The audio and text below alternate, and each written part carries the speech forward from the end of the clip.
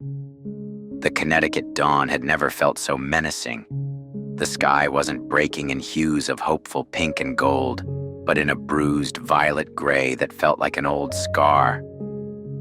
The Mercedes SUV tore through the winding, empty suburban roads, its engine the only sound breaking the pre-dawn silence. Charlotte gripped the steering wheel, her knuckles white. Adrenaline had burned away her exhaustion, replacing it with a razor-sharp focus. Every sense was on high alert, her eyes flicking to the rearview mirror, her ears straining to hear the engine of the black SUV that stalked them. "It's still there," Mia said, her voice taut. She sat in the passenger seat, no longer a sullen teenager, but a reluctant watchman. "It's keeping a steady distance. They're not trying to overtake us. They're herding us." The thought was more terrifying than a high-speed pursuit. They weren't prey trying to escape. They were sheep being guided to a slaughterhouse. Julian didn't want them to crash. He wanted them to arrive somewhere. But they weren't going where he wanted. They were going to the Blue Plate Diner. Left at the next intersection, Charlotte commanded, the map she'd studied in her mind's eye. It was a smaller route, an old county road she hoped would be less predictable.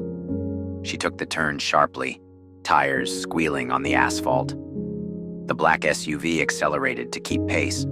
The road narrowed, the trees closing in to form a dark tunnel.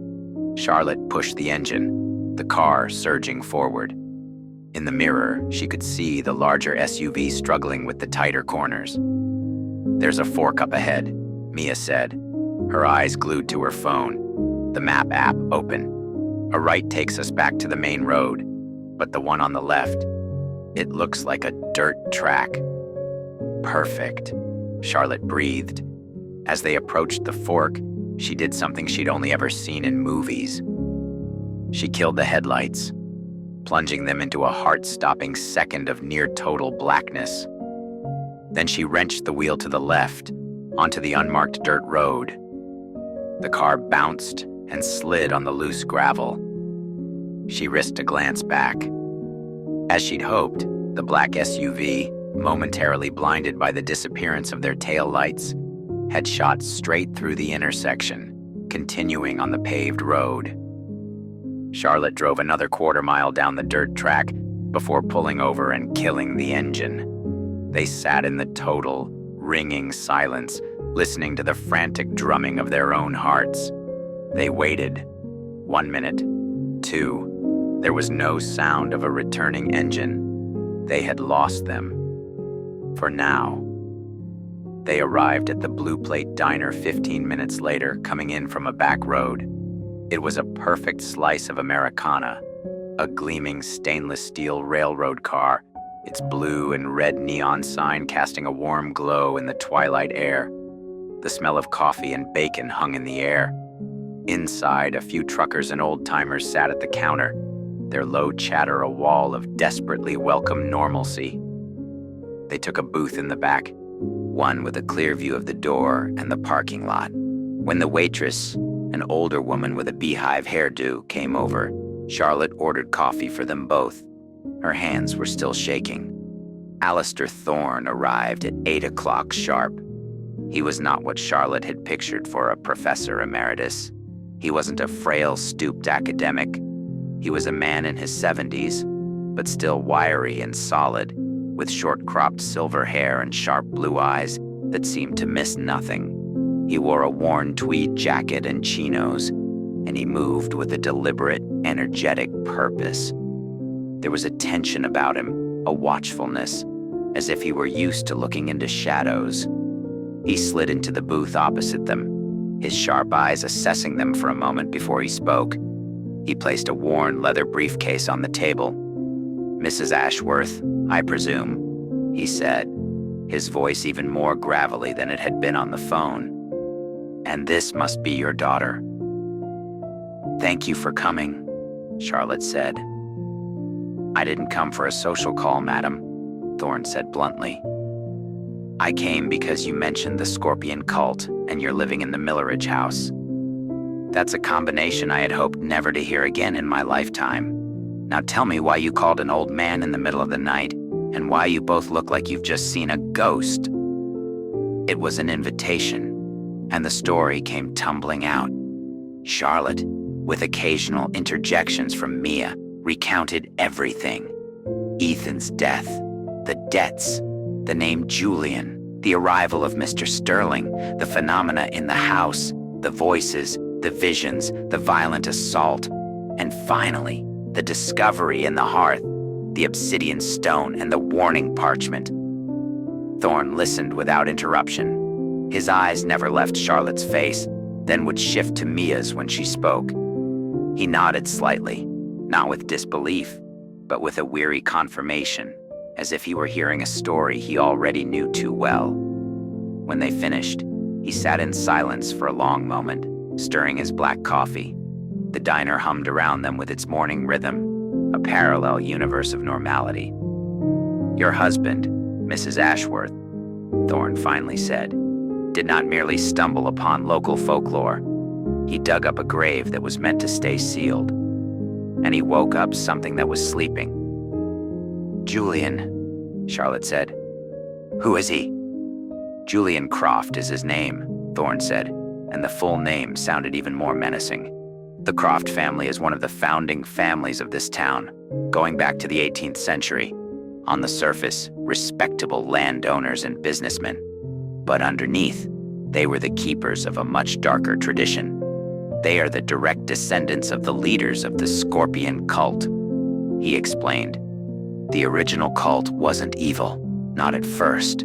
They were a group of eclectic mystics who believed the Maple Creek area was a unique geological nexus, a thin place where the veil between worlds was porous.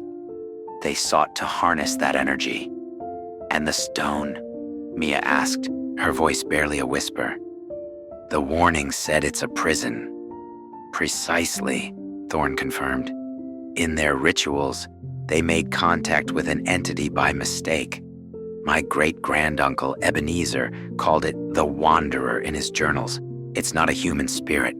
It's something else, a psychic parasite. It has no real power of its own. It acts as an amplifier. It finds ambitious, greedy, desperate people, and it magnifies those traits 100-fold, promising them everything they desire. But there's always a price. It corrodes the soul of its host, turning them into monsters of their own ambition, until there is nothing left but a hollow shell. The original cult realized their mistake. They performed one last, powerful ritual to bind the entity to the obsidian stone, what they called the Scorpion's heart, and imprison it.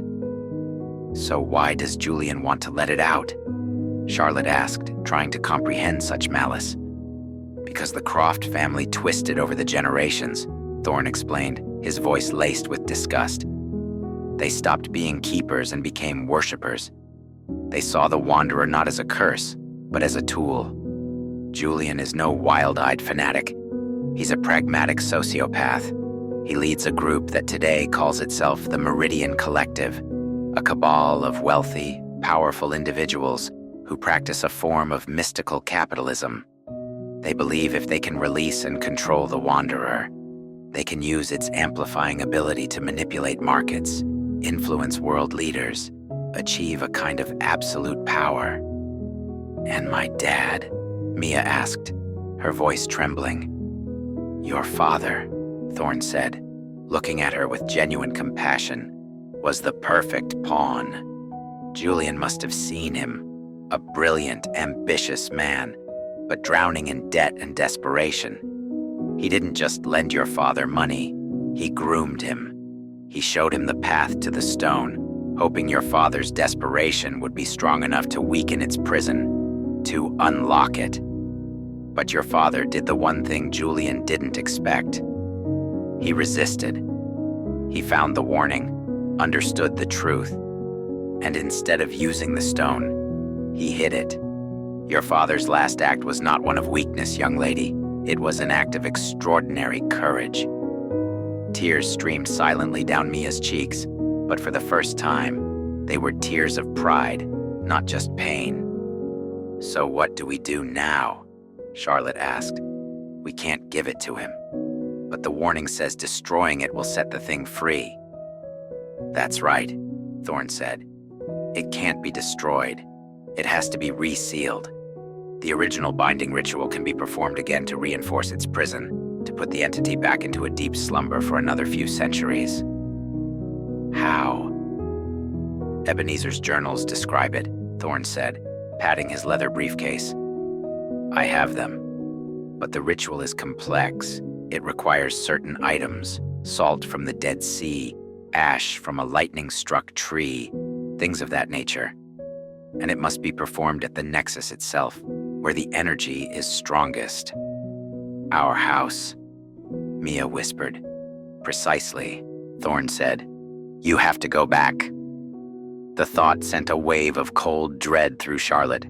To return to the cage they had just escaped. "We can't," she said. "Julian's men are everywhere." Thorne nodded. "I know, this is not a simple task." He reached into his pocket and placed an old, cheap-looking cell phone on the table. "This is a burner. It's charged. It has only one number in it. Mine. Do not use your own phones. They are most certainly being monitored. Go somewhere safe, somewhere no one would think to look for you. Think. Plan. When you are ready, call me. I will help you prepare what you need for the ritual." He stood up. "One last warning, Mrs. Ashworth. You are in this world now. There is no going back. Be careful of everyone. Julian's influence runs deep." With that, he was gone, leaving the burner phone on the table, and the two of them reeling from the weight of what they had just learned. They sat in the booth, their coffee long cold.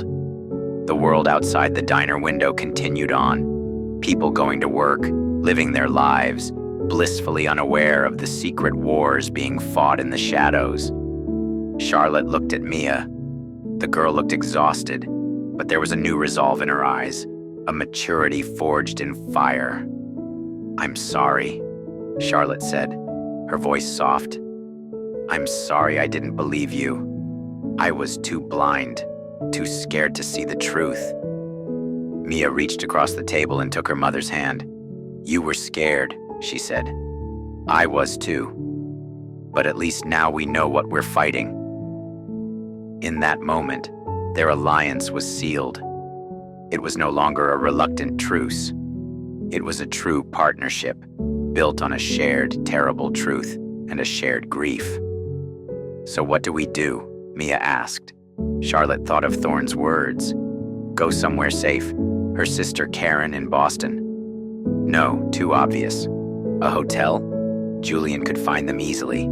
They needed a place off the grid, a place with no connection to their old life.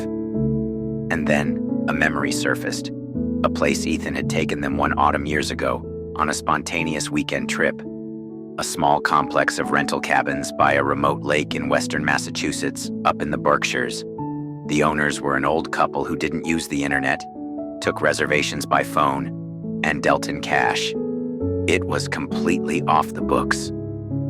"I have an idea," she said. They drove west, not east toward Boston, deeper into the New England countryside. Charlotte used cash to buy a few cheap changes of clothes and toiletries at a discount store, leaving her credit cards untouched. They abandoned the Mercedes SUV in a mall parking lot and took a taxi to another town where Charlotte rented a nondescript Ford Focus with her driver's license and a large cash deposit. Every step was a conscious effort to erase their trail. As they drove, Charlotte glanced over at Mia. The girl was asleep for the first time in days, her head resting against the window. She looked so young and fragile, and a wave of protective love washed over Charlotte so fierce it was almost painful. She had brought this child into a world of monsters. It was her responsibility to get her out. Late in the afternoon, they found it. The cabins were at the end of a long dirt road, tucked away amongst pine trees.